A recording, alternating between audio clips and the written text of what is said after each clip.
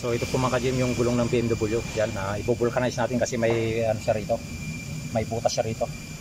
Ngayon, kung makikita niyo no, mayroon siyang ano dito. Foam na nakalagay sa loob. Talagang ganyan yung gulong niya kasi mamahalin yung gulong na to para ano yan para hindi masira yung rim niya pag naplatan. So grenade natin tapos i-vulcanize natin yung ano niya, yung butas niya rito. Ito yung gamit nating patches yan. Patutuyuin muna natin ng konti bago natin idikit para dikit na dikit siya.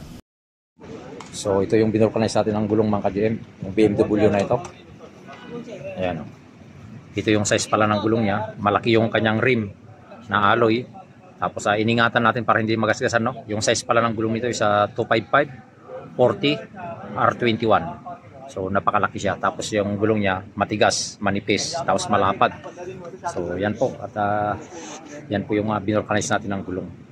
Kasi nagkaroon siya ng butas.